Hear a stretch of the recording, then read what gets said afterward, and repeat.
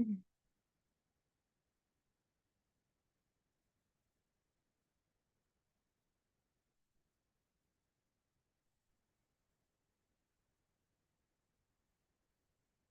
everyone, and welcome to the July 15th edition of Wednesday Wisdom.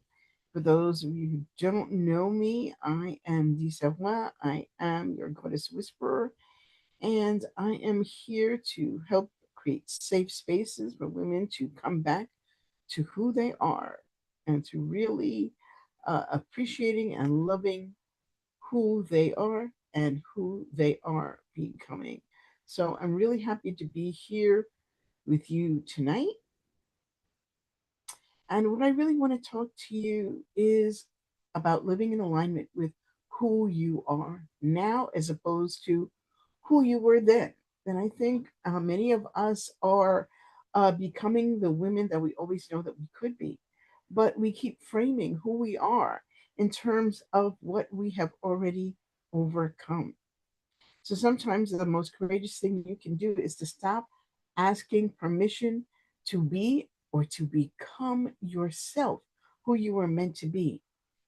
So, welcome, beautiful goddesses, and I'm so grateful you joined me on another Wednesday Wisdom. So, let's take a deep breath, allow our shoulders to soften, allow your jaw to relax. Place one hand over your heart, the other over your womb, and just sit in that energy for a moment, feeling your two heartbeats or the two rhythms of your heart. So, tonight I want to ask you a question. How often do you introduce yourself by your past instead of your present? Maybe not with words, or maybe not even with actions, but with your choices, with your fears, with the stories you still tell yourself about yourself. Many of us have done tremendous healing. We've forgiven, we've cried, we've grown, we've learned, yet we continue living as though we are still the same woman who first experienced the wound. So tonight is about releasing that habit. Tonight is about honoring the woman you have become. So for our opening affirmation, let's repeat after me. I release outdated versions of myself. I honor the wisdom my journey has given me. I no longer define myself by my wounds. I welcome the woman I am becoming. I walk in truth. I walk in courage. I walk in alignment with who I am now. Whew. And here's my little womb whisper for tonight, from my womb to your womb. Healing is not complete when your pain disappears. Healing is complete when your identity changes, when you no longer see yourself as the person you once were and the person who was once wounded. Because many women can stop just at healing. Very few allow themselves to be somebody new. But I know that if that's what you desire to do, you can do that.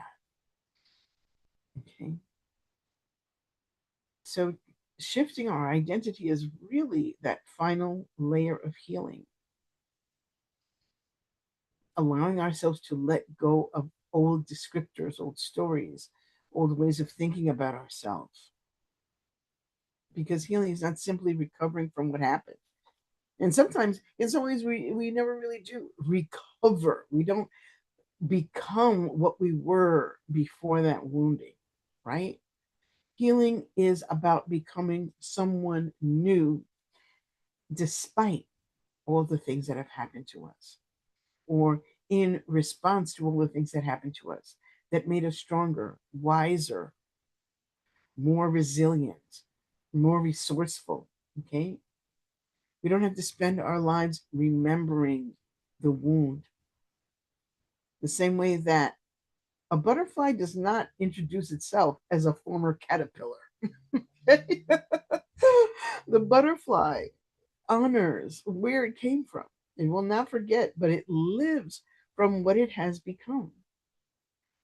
Many of us are still introducing ourselves through those old labels, those old labels. What is it with my mouth tonight?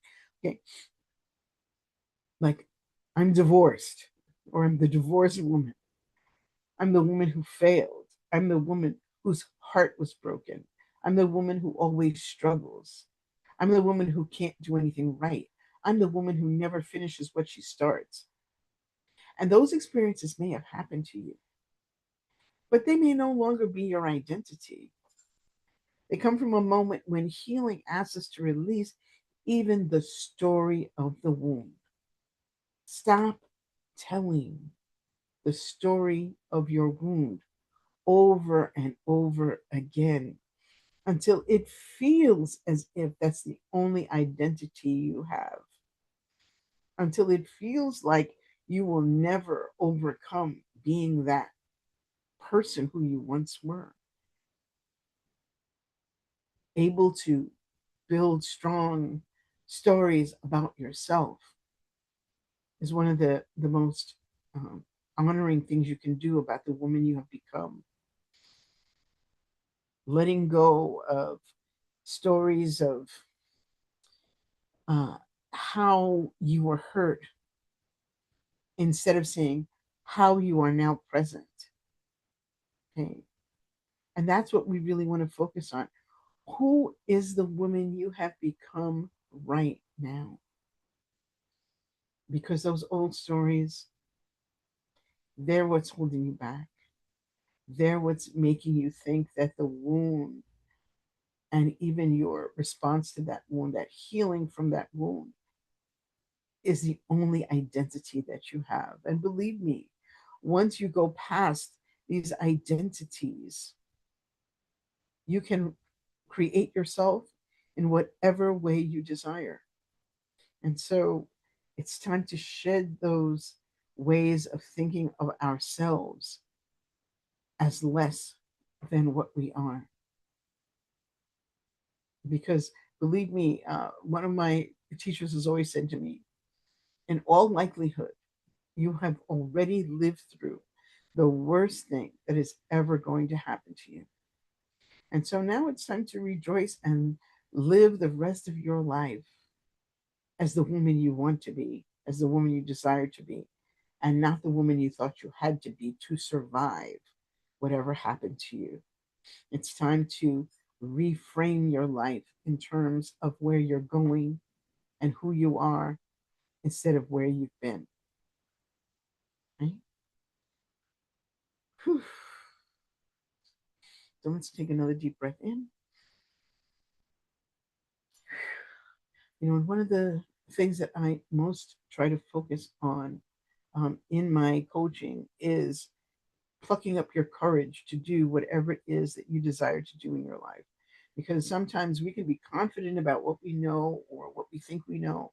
Confidence is a real boost when you go out into the world, because studies have shown that being confident about what you're doing is uh, is one of the key ways to get what you actually are going for in the world. But in order to get confidence, how do we get that confidence, right? It doesn't just spring naturally to many people. So when we're thinking about our transformation from where we've been to where we're going, one of the things that we really have to focus on is the fact that confidence doesn't necessarily come first. Embodiment comes first. Becoming the thing that you wish to be, right? And it's even as simple as somebody saying, like, you dress for the job you want as opposed to the job you have. You become confident by being the thing that you wish to be out in the world. Okay. And don't wait until you feel super ready or super confident about what you're going to do in the world. Take a step forward.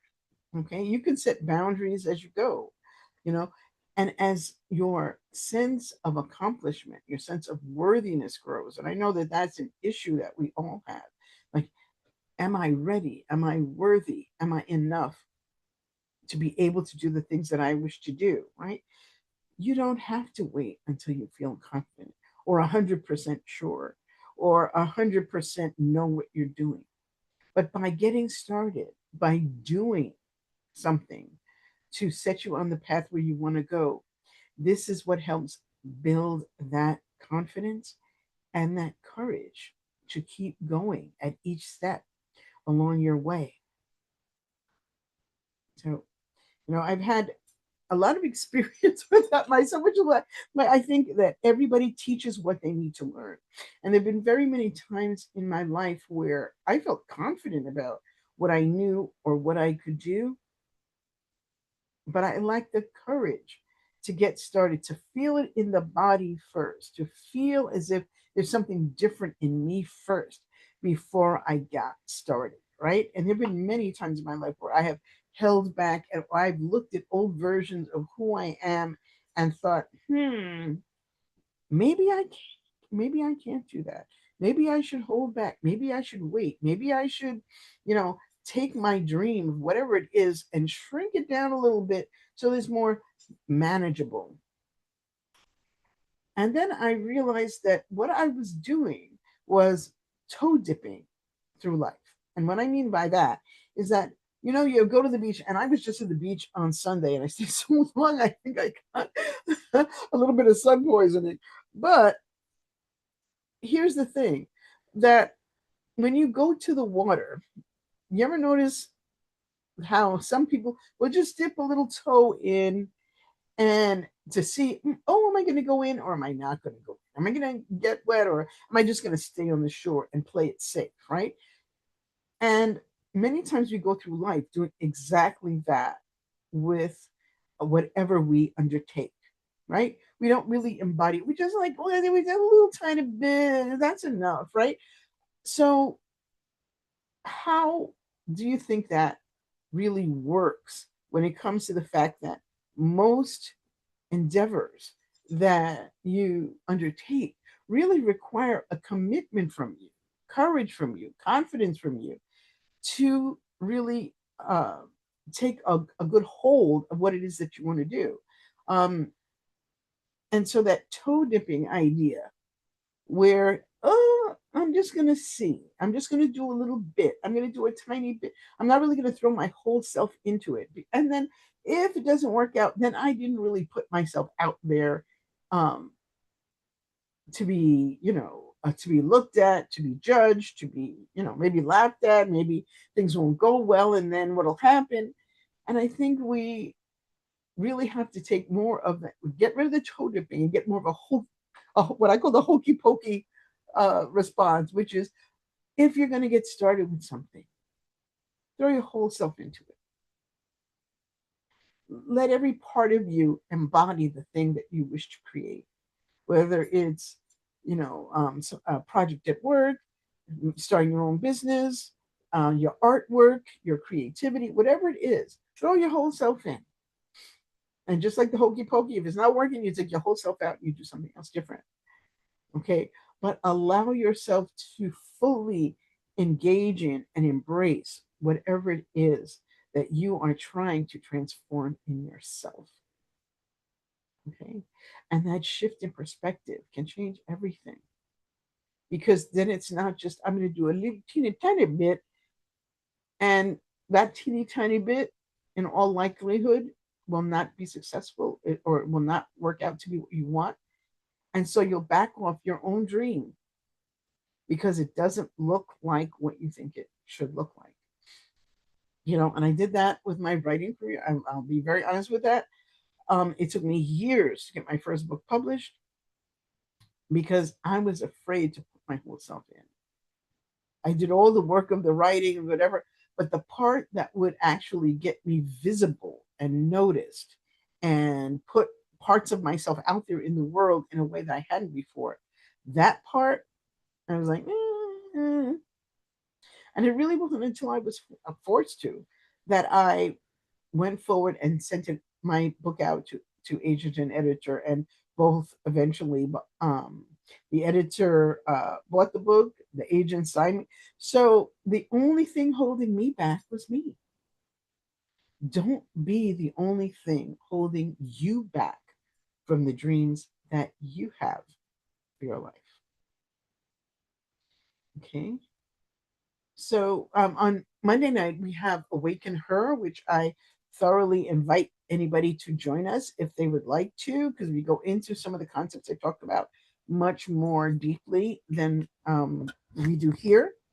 And so here's what I'm going to ask you to do for the week is to continue or to start the mirror work that we started on Monday. And that is to, number one, every time you pass a mirror or a reflective surface, you are to say something nice, something wonderful about yourself. Remind yourself of something wonderful about yourself because you deserve all those compliments and accolades that you give to yourself. The second thing is that every morning this week, I want you to stand in front of the mirror. And the exercise we did on Monday was a small mirror. Now, see if you have a large mirror where you can see most or all of yourself, okay? So stand in front of your mirror, look into your eyes, scan your whole body, and then come back up, okay? And ask yourself, who is looking back at me today?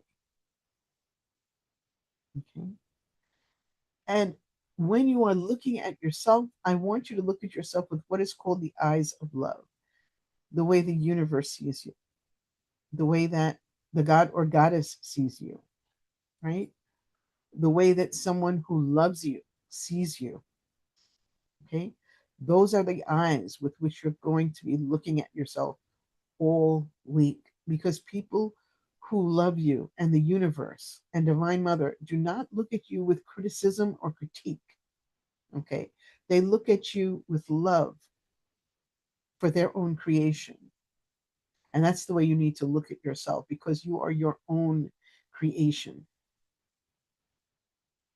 And when you ask, who is looking back at me today? Your answer should be something wonderful. Because who could be looking back at you but your goddess self, right? Or your higher self, or the loving self that's inside you. That's who should be looking at you every single day. And then you can answer these questions. Today, I embody what? The artist in me, the lover in me, the queen in me, right?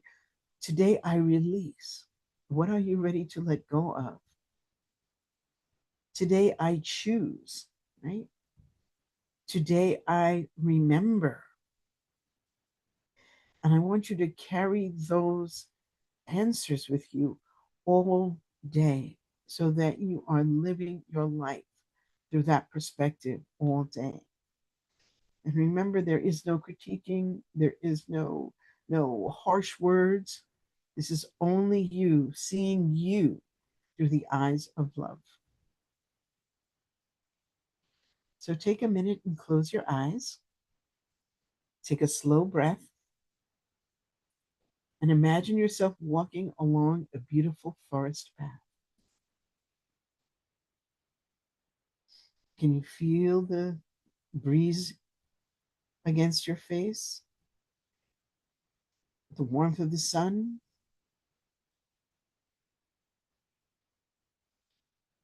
Off in the distance, you see a woman. And she feels familiar to you. Maybe she doesn't look quite the same, but she feels familiar. Her energy feels familiar to you. She smiles at you as you approach.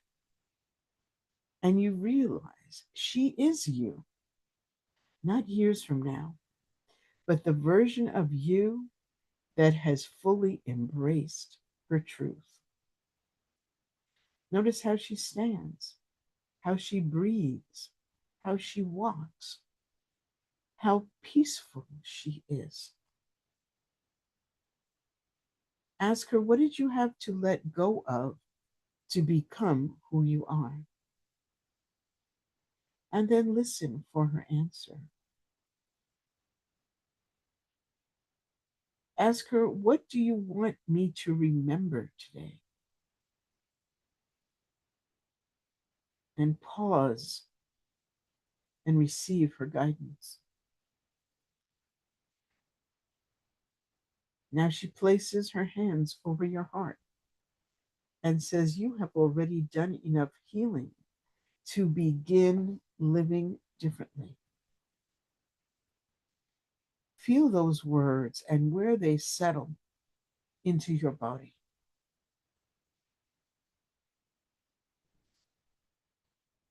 And then you say to her, and it is a reminder because she already knows, I release who I no longer am.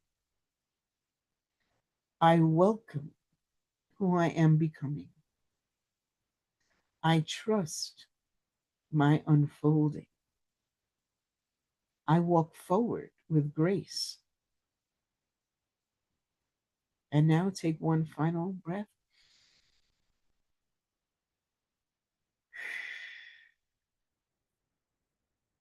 And remembering her wisdom as you return, come back.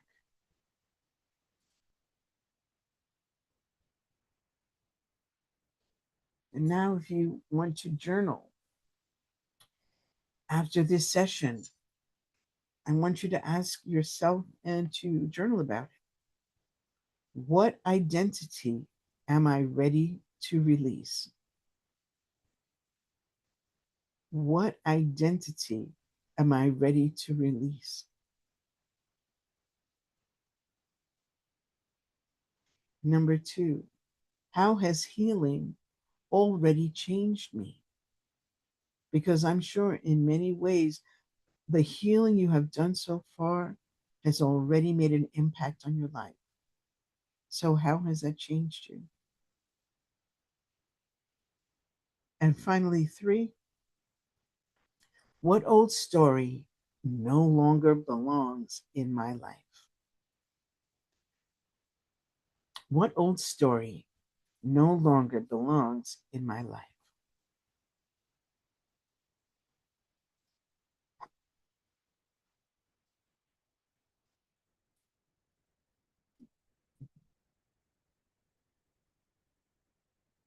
And now I just realized I had the wrong backing on my post the whole time.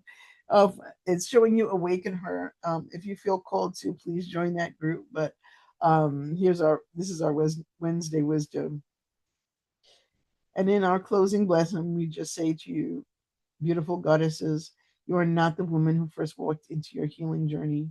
You are wiser, more compassionate, more discerning, more courageous. Honor that. Stop apologizing for your growth. Stop shrinking to fit old expectations. Stop introducing yourself as the woman you used to be. Walk into every room as the woman you have become. May your choices reflect your healing. May your boundaries reflect your worth. May your creativity reflect your freedom. And may your life become the evidence of your transformation, not transportation, although that may be there too, but may your life become the evidence of your transformation. And until next Wednesday, stay radiant, stay rooted, stay true. The woman you have become is exactly the woman the world has been waiting to meet. And so it is. I thank you for joining me tonight. Although I must admit, I was a little late coming on. Mercury retrograding. Mercury retrograde was retrograding for me tonight. But I hope you enjoyed the message for tonight. We'll take it to heart and will help you create the life you dream of, desire, and most of all, deserve. Until next time, I'm Dee Savoie.